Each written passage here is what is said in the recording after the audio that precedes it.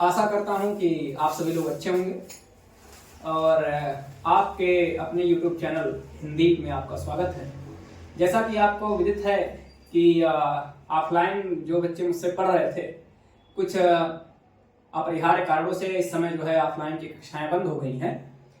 तो जिसका वैकल्पिक स्वरूप ये रहा कि आज हम लोग जो है इस ऑनलाइन प्लेटफॉर्म पर आए हुए हैं, यूट्यूब पर हैं और यूट्यूब के माध्यम से मैं आपको पढ़ाऊंगा, जिसमें दो मुख्य बातें ये हैं। पहली बात तो ये कि तकनीकी रूप से बहुत समृद्ध व्यक्ति नहीं रहा हूं, तो इसलिए ये जो छोटा मोटा भी आप जो थोड़ा सा देख पा रहे हैं कि थोड़ी सी व्यवस्था की गई है, इसमें भी बड़ा संघर्ष करना पड़ा। दूसरी बात ये कि अब इस संघर्ष में सहायक कौन है और कौन लोग मेरे साथ रहे हैं, इसमें कुछ छात्रों का भी सहयोग रहा है और खुद की अपने जो है क्षमताओं के आधार पर जो है कुछ कार्य किया गया है। लेकिन यह है कि इसमें अब बहुत ज्यादा चिंतित होने की आवश्यकता नहीं है।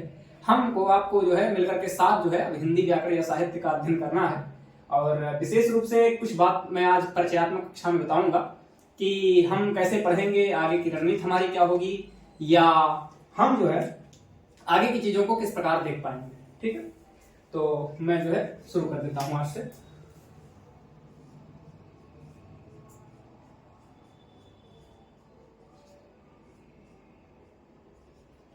सर्वप्रथम कोई कार्य किया जाता है तो हमारे यहाँ भारतीय संस्कृति में जो सनातन धर्मी लोग हैं वो भगवान गणेश की आराधना से, वंदना से प्रारंभ करते हैं और विद्या की जो अधिष्ठात्री देवी हैं मां सरस्वती, उनकी वंदना के साथ भी बात हम पूरी करते हैं। तो उनको भी प्रणाम करते हुए आज की पहली जो परिचयात्मक कक्षा है इसको प्रारंभ करता हूं।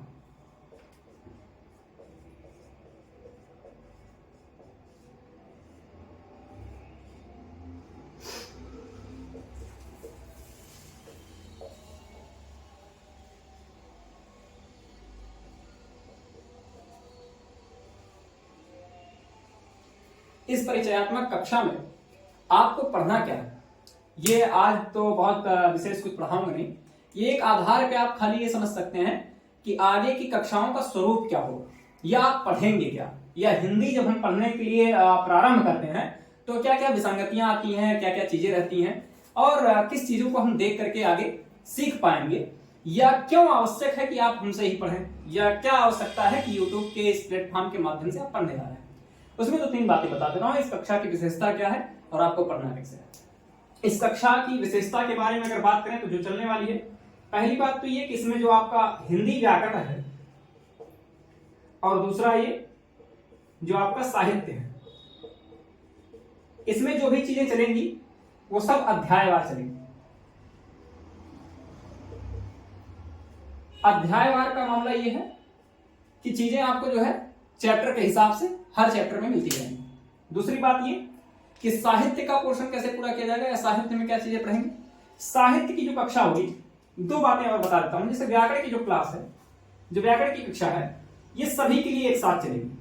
ठीक है, मान लेते हैं व्याकरण की जो कक्षा है ये सभी के लिए एक साथ रहेगी।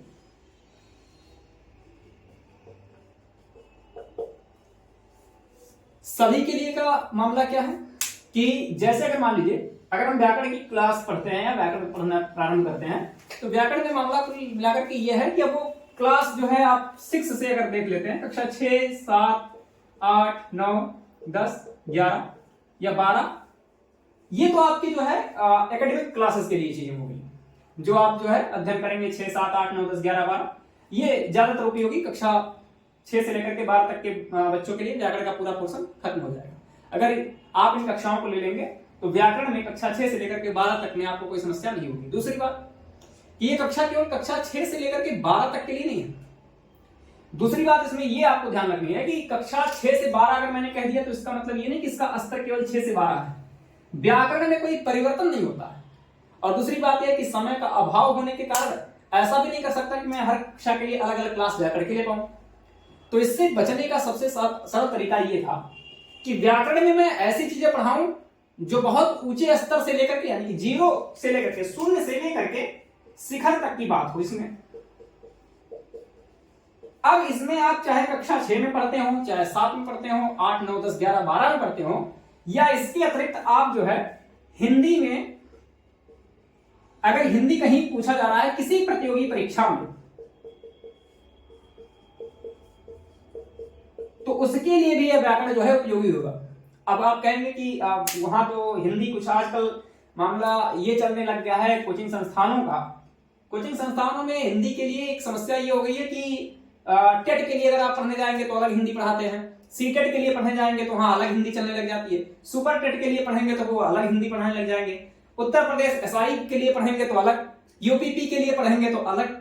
और आप जितनी वैकेंसीज देखेंगे, फिर रेलवे का हो या ग्रुप डी का हो, या इसके अतिरिक्त आप पीसीएस की तैयारी करने जा रहे होंगे, आईएएस में आप जो साहित्य वाला पोर्शन पढ़ते हैं उसके लिए भी अलग। या उसके बाद अगर आप बात करें तो जो सीयूटी की परीक्षा इस समय हो रही है, बच्चे देना चाह रहे हैं जो प्रवेश के लिए, उनके लिए भी अलग से बैच बना करके लोग पढ़ा रहे हैं, जिसमें मामला ये होता है खाली कि प्रश्नों को समावेश कर दिया जाता है। बस थोड़ा सा अंतर ये हो जाता है कि उसमें प्रश्न कैसे पूछे जाते हैं, उसका वैकल्पिक व्यवस्थाएं क्या है। जैसे अगर आप पढ़ेंगे आईएएस वाले में पढ़ेंगे तो उसमें क्या है कि वो निबंधात्मक प्रश्न होते हैं, वर्णनात्मक शैली में आपको लिखना होता है, जबकि बाकी परीक्षाओं में सामान्य रूप से वैकल्पिक प्रश्न आपको देखने को मिल जाते हैं। तो इससे परेशान नहीं होना है, हम पूरा कॉन्सेप्ट पूरा एक साथ क्लियर करेंगे। बाकी प्रश्नों का जो स्तर देखा जाएगा, प्रश्नों के स्तर आपकी जो है शून्य से शिखर तक की चीजों को रखा जाएगा। आपकी अवधारणा अगर क्लियर हो जाएगी, आपकी अवधारणा अगर पूरी हो जाएगी, तो आप किसी परीक्षा के किसी प्रश्न को हल कर पाएंगे। रही बात अगर किसी विशेष परीक्षा के बारे में, तो उस परीक्षा से संबंधित अलग आगे आने वाले समय में अगर कक्षाएं चलेंगी तो उसके लिए भी मैं आपको पढ़ाऊंगा। लेकिन यह है कि अभी व्याकरण जो है सबके लिए सामान्य व्याकरण रहेगा। आप एक दो कक्षाएं लेंगे तो आपको लग जाएगा कि आपके लिए कितना उपयोगी है, सीधी बात। ज्यादा मैं उस पर कोई बात नहीं करूंगा। बात करते हैं साहित्य की, तो साहित्य कैसे चलेगा। साहित्य का पोर्शन क्या है, ये क्लास वाइज में अलग अलग पढ़ाऊंगा। जैसे अगर साहित्य कक्षा 8 में देखेंगे तो वो थोड़ा सा चैप्टर आपके अलग है, कुछ अलग अलग राइटर्स के या लेखकों के या कवियों की चीजों को जोड़ा गया, तो उसको अलग पढ़ाऊंगा। कक्षा 9 का अलग पढ़ाऊंगा, 10 का अलग, 11 का अलग और 12 का अलग पढ़ाऊंगा। साहित्य का पोर्शन खाली यहां तक हम कवर करेंगे। इससे अतिरिक्त किसी कक्षा का या किसी विशेष परीक्षा का, किसी विशेष परीक्षा में कोई साहित्य पूछा जा रहा है तो उस पर हम ज्यादा विशेष चर्चा नहीं करेंगे। व्याकरण आपका समग्र रहेगा, संपूर्ण रहेगा, लेकिन साहित्य में केवल पाठ्यक्रम के आधार पर ही पढ़ाऊंगा, जो कक्षा 6, 7, 8, 9, 10, 11, 12 में चलता है। ठीक है, खासकर 9 से 12 पर ज्यादा फोकस रहेगा। तो हम साहित्य खाली वही पढ़ेंगे। दोनों बोर्डों की चीजों को चलाऊंगा, सीबीएसई या यूपी बोर्ड, दोनों में सामान्य चीजें चलेंगी। बाकी व्याकरण का क्या है, व्याकरण तो सबके लिए समान है। तो ये हुई बात कि हम पढ़ाएंगे क्या और आपको पढ़ना क्या। ठीक है, व्याकरण जो है सबके लिए उपयोगी है। बाकी साहित्य कक्षा के अनुसार जो है, जिस कक्षा में आप रहेंगे उसके हिसाब से आप अपने पाठ्यक्रम के अनुसार जो है उसको पढ़ेंगे। तो ये तो बात हो गई कि पढ़ना क्या है और कैसे कितना मैं पढ़ाऊंगा, ये बात हो गई। अब आगे की जो चर्चा हम करने जा रहे हैं वो ही करने जा रहे हैं कि व्याकरण पढ़ने जा रहे हैं तो व्याकरण मुझसे ही क्यों पढ़ रहे हैं, या हिंदी व्याकरण आप बहुत सारे लोग पढ़ा रहे हैं, बहुत सारे प्लेटफॉर्म्स है, बहुत सारे शिक्षक हैं, बहुत सारे चैनल हैं, लेकिन उसमें आप मुझे क्यों चुने या इसको क्यों पढ़ना है, इस पर बात कर लेते हैं कि व्याकरण की क्यों आवश्यकता है, क्यों मुझसे आप पढ़ें, क्यों आप हिंदी चैनल पर ही आकर के पढ़ें। तो मैं बात करता हूं कि इसकी कुछ चीजें विशेष रूप से क्यों आती है। ठीक है, तो अब जो है हम ये समझने जा रहे हैं कि व्याकरण में मैं पढ़ाऊंगा क्या और व्याकरण पढ़ाने का आधार क्या होगा। ठीक है, अब जैसे व्याकरण की बात करें, हिंदी व्याकरण की बात करें, तो व्याकरण पढ़ाने का आधार क्या क्या होगा, मैं इससे पहले बात कर लेता हूं कि इसका आधार क्या होगा, मैं किसके आधार पर व्याकरण पढ़ाने जा रहा हूं।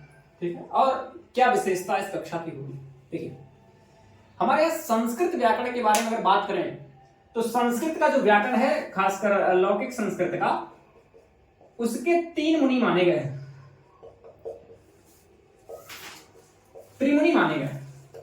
ठीक है, अब वो त्रिमुनि कौन है, उसमें पहला नाम जो आता है वो आता है पाणिनि का। ठीक है, पाणिनि, महर्षि पाणिनि जो है, कहा जाता है कि संस्कृत व्याकरण को लिखने वाले पहले व्यक्ति रहे हैं, जिसमें एक प्रसंग आता है कि भगवान शंकर के डमरू से जो है उसकी वर्णमाला निकली हुई है, जिसमें एक श्लोक भी बड़ा प्रसिद्ध है कि नृत्यावसाने नटराज राजो ननाद ढक्काम नौपंच वारम। नृत्य के अवसान में, नृत्य करते समय, अवसान का मतलब होता है समय, नृत्य का मतलब डांस, नृत्य करते समय, नृत्य के अवसान में, नृत्य के समय भगवान शंकर नृत्यावसाने नटराज, नटराज कहा जाता है भगवान शिव को, शंकर को। कारण ये कि नटराज इसलिए क्योंकि नृत्य के देवता माने जाते हैं। तो नृत्यावसाने नटराज राजो ननाद ढक्काम, ननाद का मतलब बजाया, ढक्काम का मतलब डमरू, नव पंचवारम का मतलब 9 और 5 बार बजाया। और यदि आप 9 और 5 को जोड़ेंगे तो ये संख्या हो जाती है 14। 14 बार बजाने से 14 सूत्र निकलते हैं, जिनको कहा जाता है माहेश्वर सूत्र, या इसी को कह देते हैं शिव सूत्र, या इसी को शिवजाल कहते हैं, वट समामनाय सूत्र भी कहते हैं, अलग अलग नाम है, लेकिन चीज वो एक ही है। ठीक है, इसको लिखने का जो काम किया था वो महर्षि पाणिनि ने किया था। महर्षि पाणिनि ने व्याकरण की किताब लिखी जिसका नाम था अष्टाध्यायी। अष्टाध्यायी, अष्टाध्यायी क्यों? क्योंकि इसमें 8 अध्याय थे। 8 अध्याय होने के कारण इसको कहा गया अष्टाध्यायी। अष्टाध्यायी 8 अध्याय का था, जिसमें हर अध्याय में 4-4 पद थे या चरण थे, या जिसको आप पद भी कहते हैं, 4-4 कह सकते हैं कि एक यूनिट थी, इकाइयां थी। अब वो अगर आप इसको हिसाब से देखें तो 8 चौक का 32, तो 32 इकाइयों में 8 अध्यायों में किताब बटी हुई थी, जिसमें लगभग 4000 सूत्र थे। कितने सूत्र थे? 4000 सूत्र। अब अगर 4000 सूत्रों की पूरी पुस्तक आई और ये लिखा पाणिनि ने, महर्षि पाणिनि ने लिखा, पाणिनि ने कुछ चीजें उसमें छोड़ी, कुछ त्रुटियां रही, क्योंकि एक बार में कोई चीज संपूर्ण हो जाए यह संभव नहीं है। संस्कृत में बात कही भी गई है कि ना ही सर्वः सर्वम जानात, सभी लोग सब कुछ नहीं जान सकते हैं। और जाहिर सी बात है, इतने बड़े उदात्त कार्य को करने के लिए व्यक्ति से जो है कुछ चीजें छूटती रहती हैं, क्योंकि समग्र चीजों को जब आप जोड़ने लग जाते हैं तो कुछ ना कुछ चीजें छूट जाती हैं।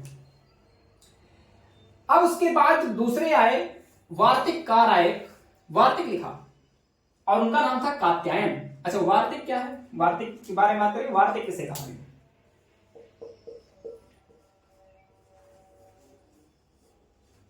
वार्तिक के बारे में एक बात कही जाती है, उक्तम दुरुक्तम, उक्तम दुरुक्तम, उक्तम अनुक्तम दुरुक्तम च वार्तिक। उक्तम अनुक्तम दुरुक्तम च वार्तिक, ये वार्तिक के बारे में बात कही। अब ये क्या है? उक्तम अनुक्तम दुरुक्तम च वार्तिक।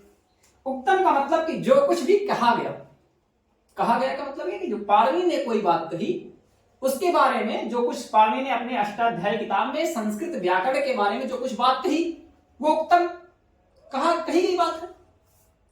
अनुक्तम, जो बात ना कही गई हो उसको भी आपको कह देना है। जो कुछ बात पाणिनि से छूट गई हो उस व्याकरण के संबंध में, उसको आप कह दीजिए। और दुरुक्तम, जो बात कुछ ऐसी कह दी गई है जो ठीक नहीं है, जो कुछ गड़बड़ लग रही है, जो कुछ गलत है, उसको आप ठीक कर दीजिए। और च वार्तिक, उसे भी वार्तिक का, च का मतलब और होता है, वह वार्तिक कहलाता है। यानी कि जो पाणिनि ने काम किया उस काम को आप, पहली बात तो जो उन्होंने कहा उसको सरल भाषा में समझा दीजिए, उत्तम जो कही गई बात है। दूसरी बात, अनुत्तम जो नहीं कही गई बात है उसको भी कह दीजिए कि बात छूट गई थी। दुरुत्तम का मतलब जो कुछ कहा उसमें कुछ गड़बड़ अगर है तो उसको भी आप ठीक कर दीजिए। ये तीसरा पॉइंट हो गया आपका, तब उसको कहा जाता है वार्तिक। तो कात्यायन का काम थोड़ा सा क्लिष्ट हो गया, थोड़ा सा कठिन हो गया, क्योंकि उसको ठीक भी करना है, जो कही गई बात उसको सरल भी करना है, और जो नहीं कही गई बात है उसको ठीक कर देना है। जैसे एक उदाहरण के तौर पे, अगर अकह सवर्णे दीर्घा का हम पढ़ते हैं सूत्र में, तो उसमें री और ली दोनों चलते हैं, दोनों स्वर हैं, ये संस्कृत के लिए। लेकिन पाणिनि से एक चूक हुई थी कि उन्होंने इन दोनों को सवर्णी नहीं बताया। बाद में कात्यायन लिखते हैं जब वार्तिक, तो वो लिखते हैं कि री री वड़यो मिथा सावर्ण्यम वाच्यम, अर्थात ये कि री और री दोनों सवर्णी माने जाएंगे। ये ठीक किया उन्होंने, एक उदाहरण था वार्तिक का। उसके बाद तीसरे आए, तीसरे का नाम आज तक बहुत प्रासंगिक है। गोंडा के जो है तपोभूमि पर, या कह सकते हैं कि उस समय महर्षि जंगलों में रहा करते थे, गोंडा की भूमि पर रहते थे। नाम था पतंजलि, जो योग के जो है कह सकते हैं प्रवर्तक भी माने जाते हैं, और उनके नाम पर आज बाबा रामदेव जो है कंपनी भी चला रहे हैं पूरी तरीके से। तो हाँ, तो महर्षि पतंजलि। अब तीसरे आए, उन्होंने कात्यायन के उस पर भी वार्तिक लिखा, कि कात्यायन से भी जो कुछ छूट गया। यानी कि संस्कृत व्याकरण तीन प्रकार से परिष्कृत हुआ है। 3 बार उसमें जो है उसको शोधन किया गया, उसको छाना गया है बढ़िया से। पहली बार तो पाणिनि लिखा, एक मूल हो गया। फिर कात्यायन आए, कात्यायन ने उस पर जो है वार्तिक लिखा, जिसको महाभाष्य के नाम से संभवतः जानते हैं। बहुत ज्यादा विशिष्ट जानकारी इसमें है कि हिंदी का जो है शिक्षक है। तो उसमें इसके बाद जो तीसरे आए वो आए पतंजलि, और पतंजलि ने उसको भी ठीक कर दिया। तो ये 3 मुनि हुए संस्कृत व्याकरण को लिखने वाले, जिसके आधार पर संस्कृत व्याकरण की पूरी तरीके से नींव टिकी हुई है। अब आपको लग रहा होगा कि ये सारी चर्चाएं क्यों मैं कर रहा हूं, जबकि मुझे पढ़ाना व्याकरण है, हिंदी। कारण ये कि जब आप कहीं से कुछ भी प्राप्त कर रहे हो, कुछ भी पढ़ रहे हो, तो उसकी प्रामाणिकता का मूल पता होना चाहिए कि किस पर आधार, किस पर टिका हुआ है, क्या आधार है उसको पढ़ाने का।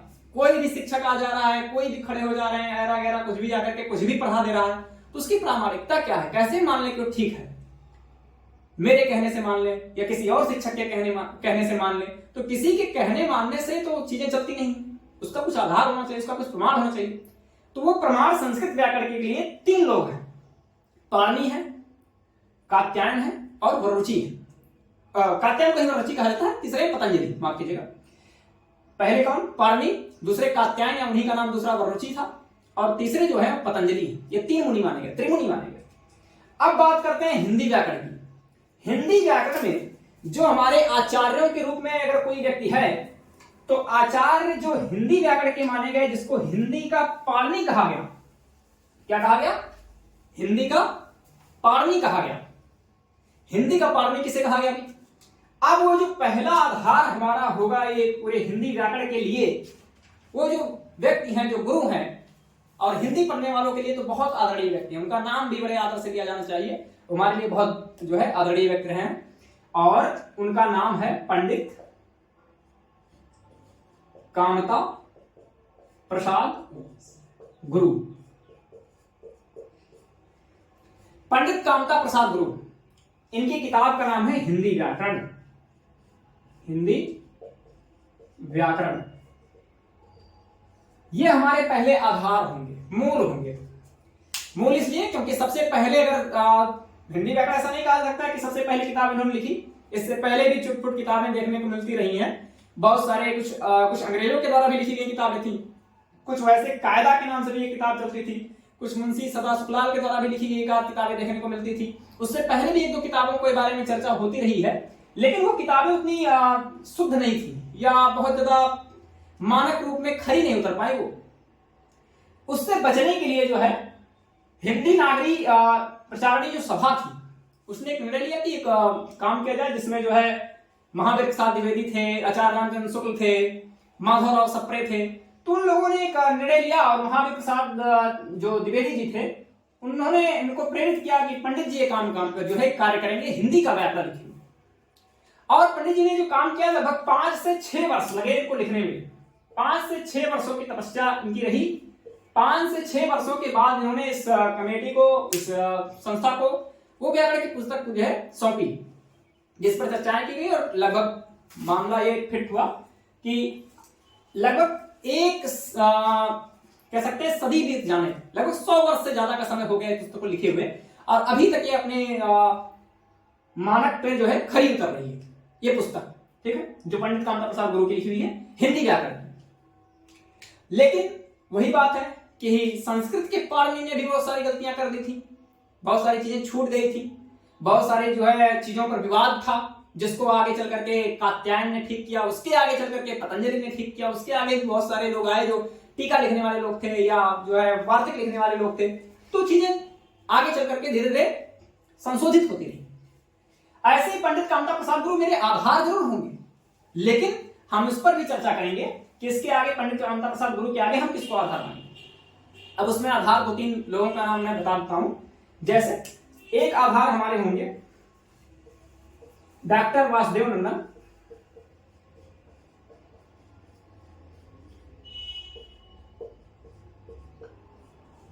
डॉक्टर वासुदेव नंदन प्रसाद।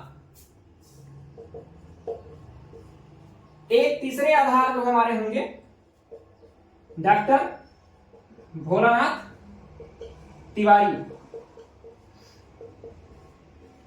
एक और हमारे आधार हो जाएंगे डॉक्टर हरदेव बाहरी। एक हमारे आधार और हो जाएंगे डॉक्टर देवेंद्रनाथ शर्मा। देवेंद्रनाथ शर्मा। और एक और आपके आधारों के बारे में बात करें तो हो जाएंगे रामविलास शर्मा। रामविलास शर्मा।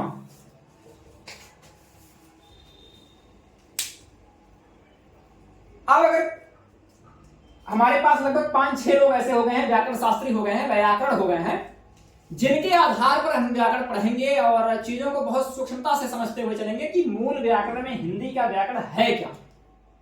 संभवतः पढ़ने का प्रयास लोग इतना करते नहीं है, इतनी किताबों को या इतने व्याकरण की किताबों का अध्ययन करना थोड़ा सा मुश्किल भी हो जाता है बच्चों के लिए कि आगे चल करके मूल रूप में क्या चीजें। मुझे पता है कि अधिकांश लोगों ने तो आज तक हिंदी व्याकरण में पंडित कामता प्रसाद गुरु जी का नाम भी ना सुना हो सकता है, या हो सकता है कि उन्होंने ये किताब ही ना देखी हो कभी। तो इस पर भी हम आगे चर्चा करेंगे कि हमारे साथ जो है चीजें कैसे रहेंगी।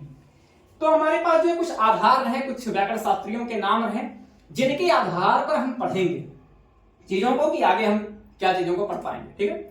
दूसरी बात यह कि प्रकाशन की किताबें जो आती हैं उसमें सामान्य रूप से कोई भी लेखक आकर के किसी प्रकाशित किताब का, जैसे अरिहंत का निकाल दिया, किसी ने कुछ कंपनी का निकाल दिया, किसी और कंपनी का आ गया, तो उसके आधार पर बहुत ज्यादा बात करना ठीक इसलिए नहीं होगा क्योंकि उसकी प्रामाणिकता किस आधार पर टिकी हुई वो कहीं से मिलता नहीं। हम जो पढ़ेंगे प्रमाण के साथ चीजों को पढ़ेंगे, और जो विवाद है, जो विसंगतियां रही हैं, जो बच्चों को कंफ्यूजन रहता है, जो सशंकित रहते हैं कि चीजों को कैसे रखेंगे, क्या क्या चीजें रहेंगे, कुछ उदाहरण में भी बताऊंगा कि कैसे कैसे चीजें या कैसे मतभेद हैं, तो उस मतभेदों पर भी हम बात करेंगे, किसका मान्य होगा, परीक्षा में क्या मान करना चाहिए, परीक्षा के दृष्टिकोण से क्या उपयोगी होगा आपके लिए। तो ये बातें आज हम जो है करेंगे। कुछ पुस्तकों को मैं आपको पहले दिखा देता हूं, जिससे परिचयात्मक कक्षा में ही आपको पता चल जाए। कम से कम यदि आपने जो है ऑफलाइन में किताबें ना देखी तो ऑनलाइन माध्यम से आपको एक किताब दर्शन करने को मिल जाए आपको इस हिसाब से कि क्योंकि पंडित कामता प्रसाद गुरु की लिखी हुई किताब है, वासुदेवानंद प्रसाद की किताब लिखी हुई है, गुरुनाथ तिवारी की और डॉक्टर हरदेव बाहरी की लिखी हुई है। तो कुछ किताबों का मैं परिचय देता हूं, यदि आप चाहें तो उसे आप खरीद करके उसका अध्ययन खुद भी कर सकते हैं और कक्षा के माध्यम से उस किताबों का पूरा समग्र जो है आपको जानकारी प्राप्त हो जाए। ठीक है। जो हमारे पास पहली किताब है जिसके आधार पर हम बात करेंगे, वो पहली किताब यही है, हिंदी व्याकरण, और ये है कामता प्रसाद गुरु की किताब। मुझे लगता है कि आपको ये स्पष्ट दिख भी रहा होगा। और ये किताब जो है पंडित कामता प्रसाद गुरु की लिखी हुई है, हिंदी व्याकरण की, और ये मानक पुस्तक है जो आपको सामान्य रूप से मार्केट में मिल जाएगा। किसी भी पुस्तक भंडार पर आप जाकर के पूछेंगे तो संभवतः मुझे लगता है कि मिल जाना चाहिए। तो ये किताब है जो हमारे हिंदी व्याकरण जो आज हम आगे पढ़ेंगे उसका मुख्य आधार हो। पहली किताब ये हो गई, लेकिन वही बात है ना कि कुछ चीजें इसमें छूटी होंगी, कुछ चीजें हो सकता है गड़बड़ भी कही गई हो, तो उसको ठीक करने का, सुधार करने का काम। ये मूल पुस्तक है। मूल पुस्तक ये आपकी एक आधार हो गई कामता प्रसाद गुरु की। दूसरी जो हमारी किताब होगी वो हो जाएगी आधुनिक हिंदी व्याकरण और रचना, और ये है डॉक्टर वासुदेवानंद प्रसाद की किताब। अब ये डॉक्टर वासुदेवानंद प्रसाद की किताब है, ये भी एक मानक पुस्तक है और एक मानक व्याकरण शास्त्री रहे हैं प्रसाद जी। तो इनके आधार पर जो है हम आगे चीजों को पढ़ेंगे कि कुछ त्रुटियां जो रही हैं आचार्य जी ने की हैं उसको ठीक करना है, या जो कुछ चीजें और छूट गई हैं उसको भी ठीक करना है, या कुछ नई बातें जो जोड़ी गई हैं उसको भी ठीक करना है। उस पर मैं आगे चर्चा कर दूंगा। पहले ये बता देता हूं कि परिचय दे देता हूं कि कुछ किताबों के आधार कि किसके आधार पर हम आगे चीजों को पढ़ेंगे। तो ये हो गई, ये आपकी दूसरी पुस्तक होगी। जो तीसरी पुस्तक है वो आपकी हो जाएगी डॉक्टर भोलानाथ तिवारी की पुस्तक। ये डॉक्टर भोलानाथ तिवारी की पुस्तक है, हिंदी भाषा। और ये जो है हिंदी भाषा, ये हमारे जो है तीसरी पुस्तक होगी। इसके आधार पर हम चीजों को देखेंगे।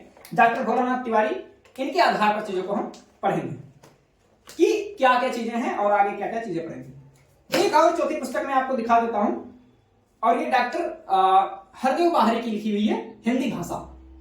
ठीक है, ये चौथी पुस्तक आपकी होगी।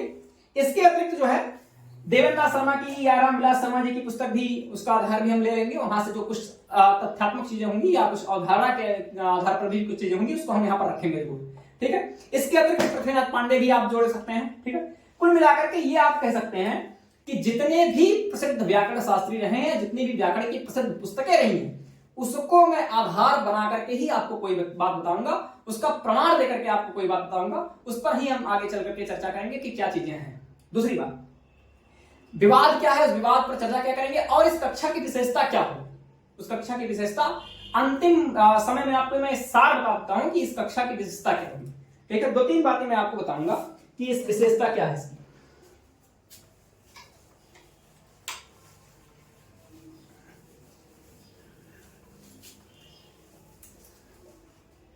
इस कक्षा की विशेषता के अगर बारे में बात करें तो जैसे अगर हम बात करते हैं, बहुत सारे शिक्षक पढ़ाते रहे हैं और पढ़ाते भी रहेंगे। संज्ञा जैसे पढ़ा दिया, या किसी ने लिंग पढ़ा दिया, या बहुत ज्यादा दूर ना जाकर के वर्णमाला पर ही बात कर लेते हैं। अब अगर संज्ञा बात करें तो संज्ञा, पहली बात तो ये जाती कि भेद कितना है। समास किसी ने पढ़ा दिया,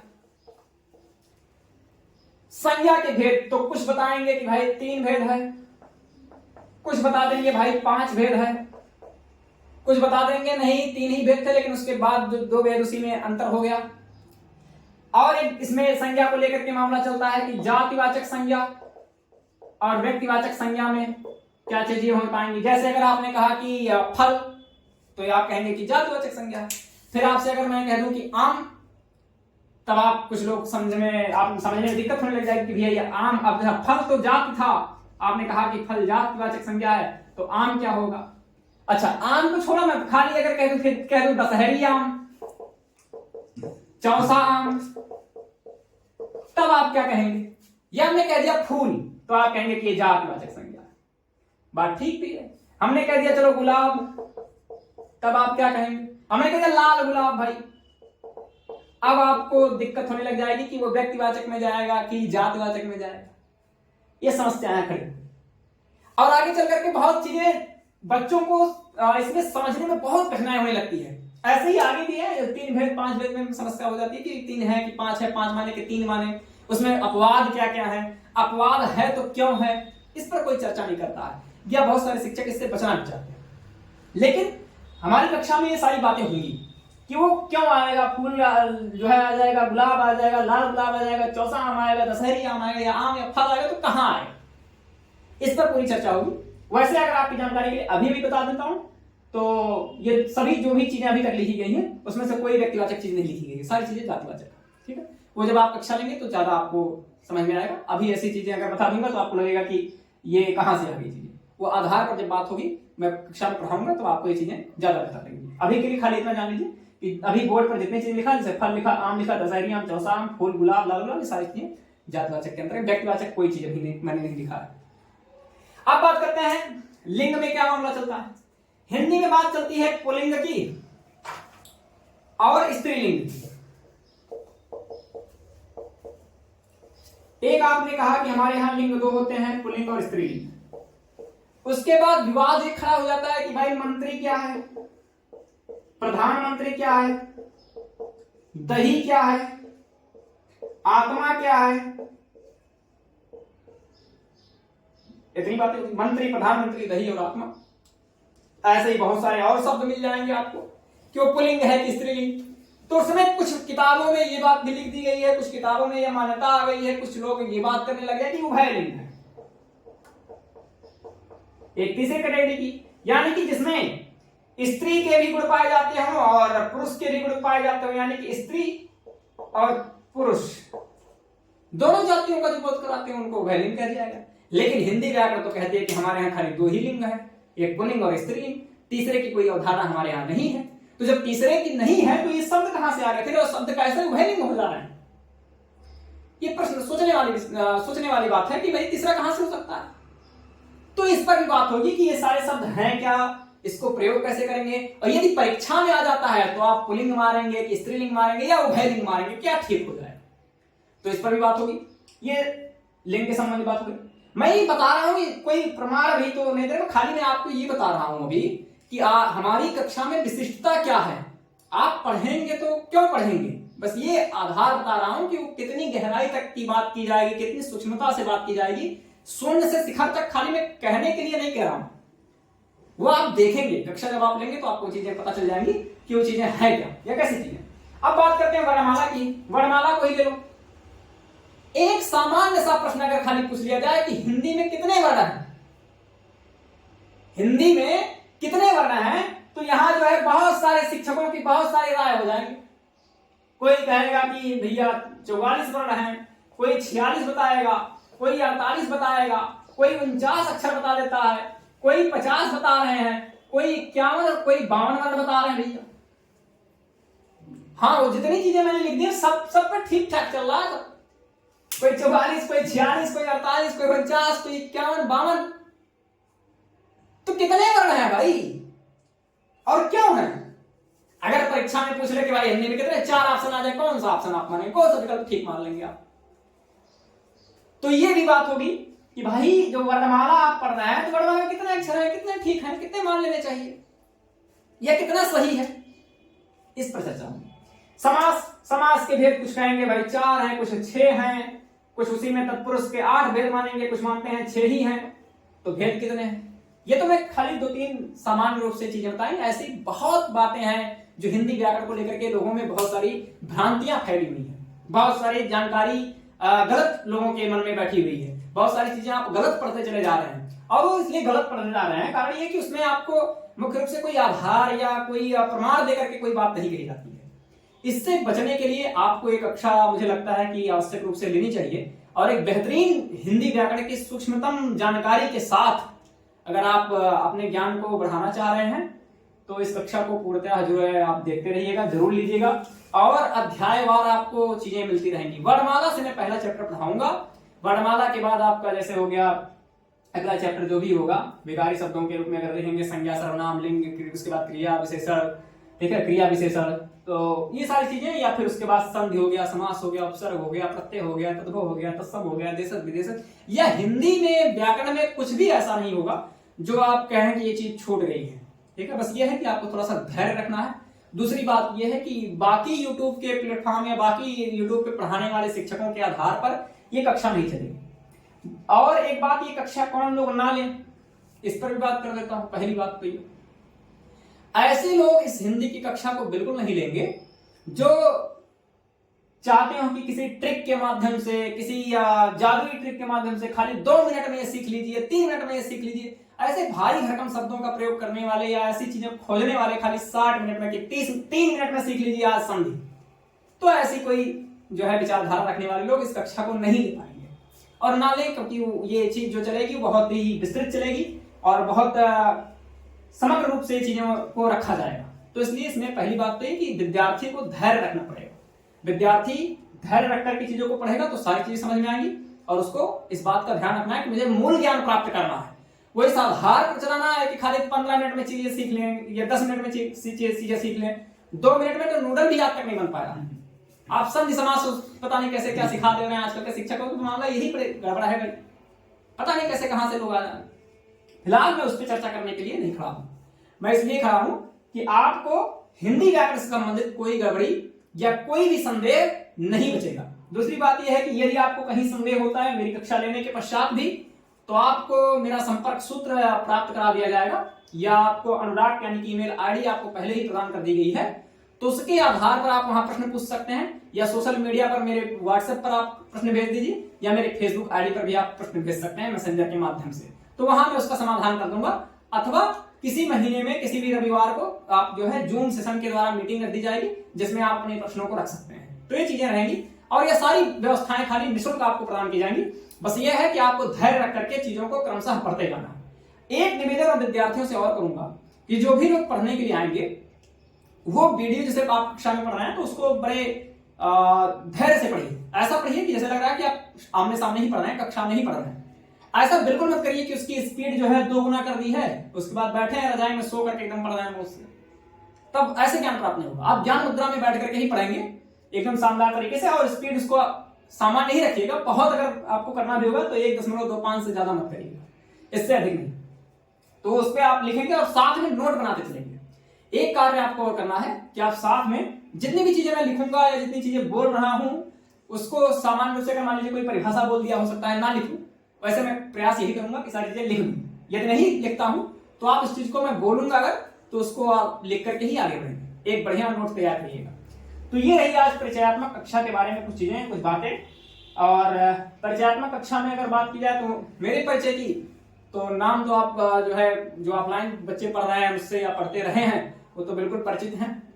ऑनलाइन वाले पढ़ने वाले बच्चों के लिए, या जो ऑफलाइन अभी तक पढ़ते रहे हैं अब ऑनलाइन पढ़ने लग गए हैं, उनके लिए भी मैं फिर से बता दे रहा हूँ कि मेरा नाम जगदीप सिंह है और मैं आपको हिंदी, व्याकरण और साहित्य दोनों चीजें पढ़ाऊंगा। दूसरी बात यह है कि शिक्षा कहाँ तक प्राप्त की है मैंने, तो स्नातक किया है मैंने हिंदी से और साथ में समाजशास्त्र से, साथ में मैं बीएड भी हूँ। और सामान्य रूप से अगर इस परीक्षाओं के बारे में बात करें जो आजकल चल रही है टीचिंग एग्जाम में, तो सीटेट की परीक्षा मैंने उत्तीर्ण की है। तो ये मेरी जो है सामान्य शिक्षा रही है। एक बाकी हिंदी पढ़ने पढ़ाने का जो अनुभव के अगर बारे में बात करें तो कुछ वर्षों से तो सीबीएसई के विद्यालय में पढ़ा रहा हूँ, अभी भी कार्यरत हूँ, उसमें पढ़ा ही रहा हूँ। दूसरी बात यह है कि मैं 2017 से जो है पढ़ाने का कार्य कर रहा हूँ, खुद की अपनी संस्था चलती है, ऑफलाइन बच्चे उससे पढ़ते रहे। तो ये मेरा सामान्य परिचय था। अब इस आधार पर आपको कल की जो कक्षा मिलेगी वो पहली कक्षा पढ़वाना की मिलेगी और उसको पढ़ करके आप जो है यह निर्णय लीजिएगा कि इस कक्षा को आगे आपको निरंतर रखना है या नहीं रखना है। इसमें आपकी कोई बाध्यता नहीं है, आप बिल्कुल मन लगा करके पढ़ेंगे तो मुझे लगता है कि आप हिंदी या व्याकरण की ऐसी जानकारी पूरे यूट्यूब पर कहीं अन्यत्र नहीं पाएंगे, ये मेरा विश्वास है। ठीक है, तो ये रही आज की परिचयात्मक कक्षा में। और अगर किसी को किसी प्रकार का संदेह होगा, कोई सुझाव होगा, तो आप जो है इस वीडियो के कमेंट में जरूर दीजिएगा। तो आज के लिए इतना ही रखते हैं, बहुत बहुत धन्यवाद।